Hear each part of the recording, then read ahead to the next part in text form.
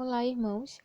Nós estaremos hoje estudando a primeira carta de João. O pastor Edivan deu um panorama geral acerca da carta no domingo e nós estaremos lendo os capítulos 1 e 2, sendo que o 2 nós leremos até o versículo 14. Enfim, nós vamos orar antes de realizar a nossa leitura para que Deus conduza a leitura e interpretação da sua palavra. Senhor, te agradecemos, ó Pai, porque Tu és grandioso, Senhor. Te agradecemos pela pessoa de Jesus Cristo que se revelou a nós. Te agradecemos, ó Pai, por tudo que Jesus representa em nossas vidas e em toda a existência, Senhor, em todo o ministério de reconciliação que o Senhor realizou com a humanidade. E te pedimos, ó Deus, a compreensão da Tua palavra, Senhor, dos Teus escritos aqui, ó Pai.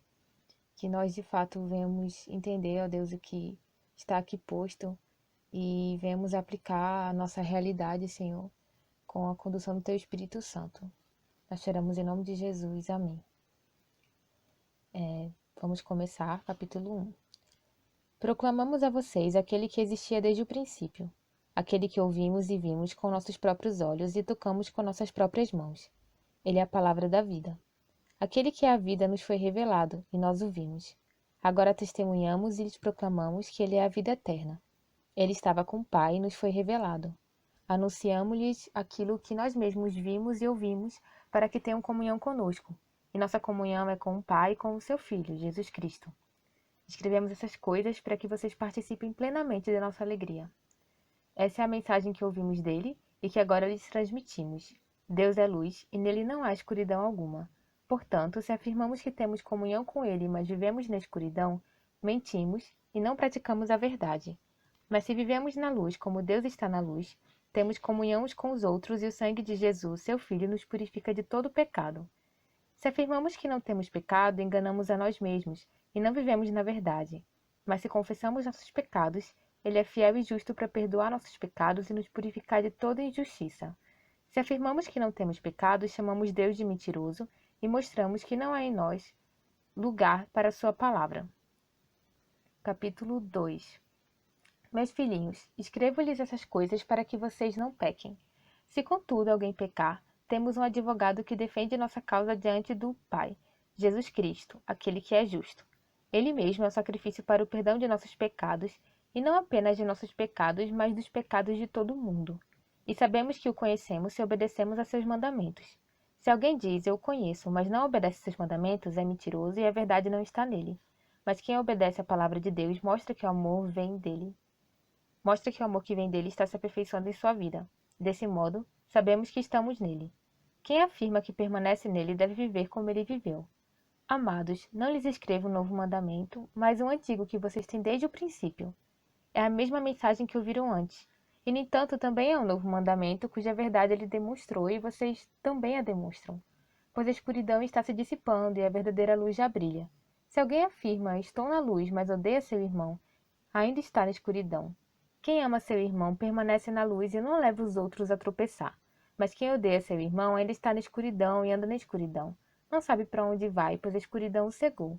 Escreva a vocês, filhinhos, porque seus pecados foram perdoados, pelo nome de Jesus. Escreva a vocês, pais, porque conhecem aquele que existia desde o princípio. Escreva a vocês, jovens, porque venceram a batalha contra o maligno. Escrevi a vocês, filhinhos, porque conhecem o Pai. Escrevi a vocês, pais, porque conhecem aquele que existia desde o princípio. Escrevi a vocês, jovens, porque são fortes. A palavra de Deus permanece em seu coração. E vocês venceram o maligno. Amém. Então, a partir daqui, nós já vemos que a carta de João começa de uma forma muito parecida com o Evangelho segundo João que nós tínhamos estudado, o Evangelho escrito por João. E ele vai falar, assim como no começo do Evangelho, da palavra de Deus, que existia desde o princípio, que é Cristo, falar do seu testemunho pessoal, de olhos e de mãos que contemplaram e apalparam a palavra da vida. Então aqui ele vai reproduzir uma expressão utilizada por Jesus, inclusive, mais de uma vez no Evangelho, que nós vimos em João 15, em João 16 também, que é de que a mensagem que está sendo transmitida está sendo a fim de que a nossa alegria seja completa. né, para que a nossa alegria seja completa. Então, ele está remontando várias partes que estavam ali no Evangelho, que estavam escritas no Evangelho, e traçando essas pontes à medida em que ele está escrevendo.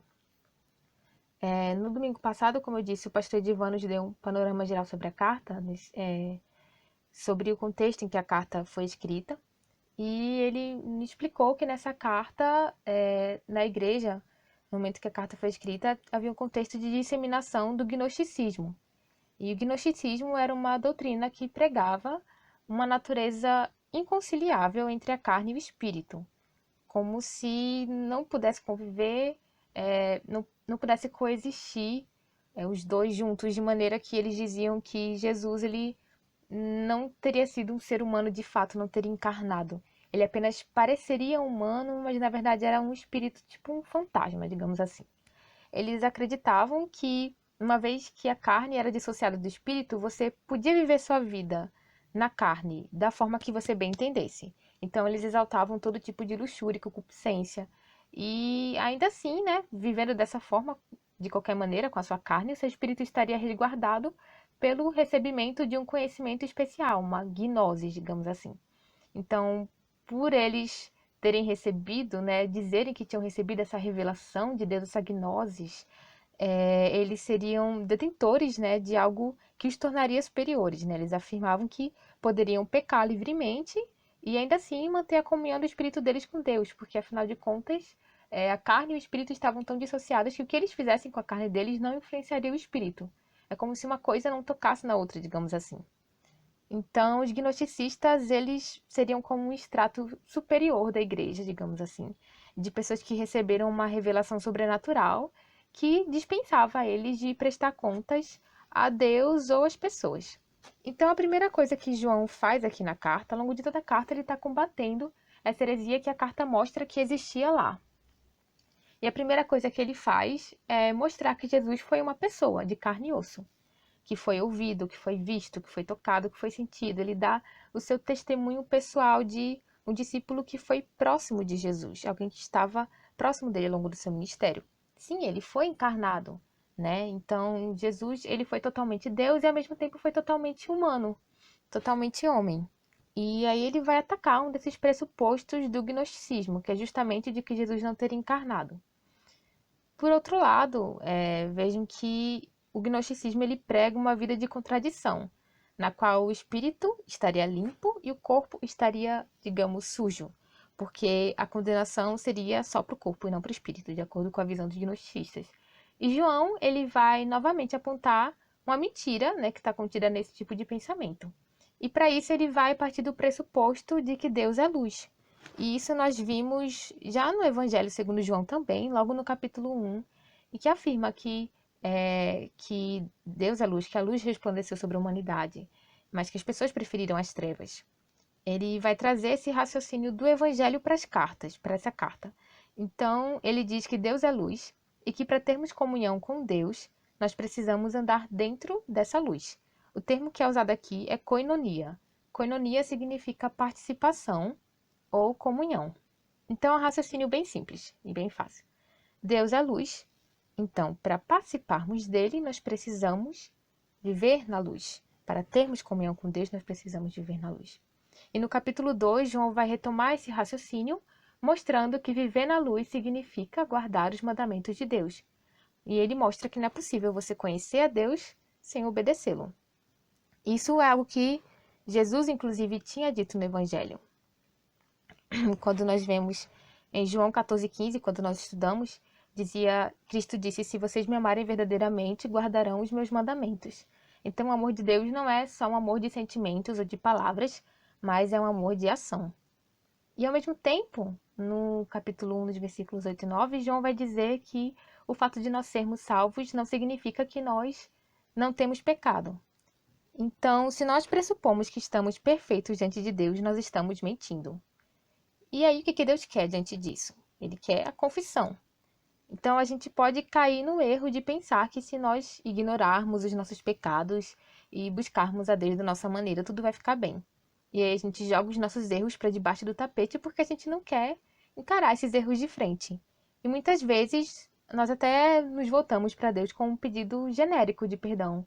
Ah, Deus me perdoa pelos meus pecados, sem dar nomes a esses pecados. E nós fazemos isso mesmo sabendo que temos pecados específicos, porque muitas vezes nós queremos simplesmente fingir que eles não existem. Nós temos medo de dar nome a esses pecados, de confessá-los de fato. E quando fazemos isso, não é a Deus que estamos enganando, mas é a nós mesmos, como está escrito aqui no capítulo 1. Então, geralmente, quando a gente comete algum erro, a nossa postura imediata não é de encarar aquilo, mas é de tentar disfarçar. Eu cometi um erro no trabalho, em casa, o que quer que seja, e aí eu já tento disfarçar aquilo, fingir que nada aconteceu, pagar de doido, como se diz, né? No entanto, o que João diz aqui é que precisamos confessar, precisamos trazer à luz tudo isso, porque o encontro com Cristo ele dissipa toda a escuridão. Então, quando nós colocamos diante dele, os nossos pecados, nós encontramos misericórdia. Então, para que esconder se há um Deus que está disposto a oferecer perdão e a nos purificar da injustiça? Então, alguém poderia, de repente, pensar: ah, então João está dizendo para a gente pecar e procurar perdão e é isso, e pronto. E a resposta já está no capítulo 2, ele diz: estou dizendo isso para que não pequeis. Então, ele está dizendo isso justamente, ele diz: eu estou dizendo isso justamente para que vocês tenham consciência do pecado, da culpa de vocês, e para que vocês não pensem que o fato de vocês alcançarem uma falsa gnosis vai ser suficiente para vocês, e que vocês não vão ter que prestar contas a Deus, como os gnosticistas diziam. Então, a orientação central de João é para que tenhamos comunhão com Deus. E para que essa comunhão seja possível, nós temos que nos afastar do pecado, ao mesmo tempo que nós temos que compreender que nós não estamos isentos ou totalmente sem pecado. Nós confessamos a Deus nossos pecados, buscamos perdão e purificação, uma vez que o sacrifício propiciatório de Cristo colocou a salvação à disposição de todos que o buscam. Esse termo propiciatório é usado no capítulo 2, versículo 2, e você pode se perguntar o que isso significa. No Antigo Testamento, os israelitas eles tinham um tabernáculo, que era um santuário portátil que eles levavam para onde quer que eles fossem, durante a peregrinação no deserto. E dentro desse tabernáculo tinha a Arca da Aliança e o propiciatório. E todos os anos, quando tinha o dia da expiação, o sumo sacerdote entrava no Santo dos Santos e borrifava o sangue dos animais sacrificados. E isso era a propiciação. Na verdade, a propiciação era comum em várias religiões da época, que era um ritual pelo qual se procurava agradar alguma divindade e conseguir o seu perdão, o seu favor, apaziguando a sua ira. Então, eles pensavam que as coisas ruins que aconteciam eram por conta, alguns acreditavam, de outras religiões, por conta de deuses que estavam irados, e aí eles ofereciam a oferta e a partir disso apaziguavam a ira daquele deus e ficava tudo certo. Só que aí, no meio do povo de Deus, isso vai ter um sentido de realmente apaziguar a ira de Deus. Mas o diferencial do cristianismo vai ser que o próprio Deus vai ser a propiciação para si mesmo, para a sua necessidade de justiça. Então, o sacrifício do Filho, que é Jesus, vai apaziguar a ira de Deus Pai contra os pecados da humanidade e nos reconciliar com Deus. Né? Disso vem propiciação, né? Que significa propiciar, tornar propício. Então, agora, para nós tomarmos parte nessa reconciliação, nós precisamos depositar a nossa fé nessa propiciação, o que passa por reconhecermos os nossos pecados. Então, quando nós confessamos os nossos pecados, nós nos abrimos para receber o perdão e o aperfeiçoamento de Cristo. E confessar do grego, que é homologomen, significa, eu não sei se essa pronúncia é mais adequada, mas é um termo que está escrito aí, vocês vão ver, significa homologar, né? Concordar com o que o outro diz, admitir, reconhecer, enfim. E isso pressupõe que alguém disse algo antes, né? Se eu estou concordando é porque alguém em algum momento disse isso e eu estou agora ratificando aquilo que foi dito. Portanto, por meio do Espírito Santo, que chega à nossa consciência através da palavra de Deus, nós entendemos o que é o pecado. E a partir de então, nós dizemos que concordamos que a palavra de Deus está certa e que nós estamos errados. E confessar é, então, um ato de fé, de confiança, né? De confiança na palavra de Deus, de de fé em Deus. A confissão é um ato de fé, não é um ato de mérito, pelo contrário, ele pressupõe a ausência de mérito nosso, o nosso demérito, e a nossa confiança na verdade da palavra de Deus e no poder de Deus para nos purificar de toda injustiça. Por outro lado, a comunhão com Deus também pressupõe a comunhão com os irmãos em Cristo. Tanto que aqui, odiar o irmão é o mesmo que andar em trevas, né? Quando nós pensamos em alguém que anda nas trevas, nós geralmente pensamos em tantos pecados, coisas sombrias. E aqui João está falando que quem está na luz, aqui João está falando que quem está na luz tem comunhão com os irmãos. E quem odeia o seu irmão está nas trevas. Então ele coloca esse contraste. Está na luz, tem comunhão. Quem não está na luz, quem está em trevas, não tem comunhão. Então, se a nossa comunhão com os nossos irmãos estiver quebrada, a nossa comunhão com Deus também vai estar quebrada. Porque não tem como a gente amar a Deus sem obedecê-lo, e não tem como obedecer a Deus sem amar o próximo. E aí você pode pensar, ok, eu não odeio ninguém, não tenho ódio por ninguém, então eu não estou em trevas. Mas aqui ele não fala apenas que você deve não odiar, se fala em amar. Então a gente se concentra muito nas coisas que não podem ser feitas, pensando que o simples fato da gente não fazer aquilo que não deve ser feito é suficiente, e a gente acaba ignorando as coisas que têm que ser feitas. Então, se eu não amo, eu já estou pecando, porque eu estou me omitindo. A gente pensa, não, mas se tá tudo bem na minha vida em relação ao que eu não posso fazer, então as minhas omissões são diferentes. Não. Pecado pode ser tanto uma ação quanto uma omissão. Então, se eu não amo, eu já estou desobedecendo. Eu posso dizer que eu não odeio ninguém, mas se eu também não amo os meus irmãos, se eu não amo as pessoas, então eu já estou desobedecendo, eu já estou pecando. O amar não significa gostar, né? Mais uma vez, não é algo subjetivo. A gente comentou que em relação a Deus, o amor se expressa por atitudes, pela obediência.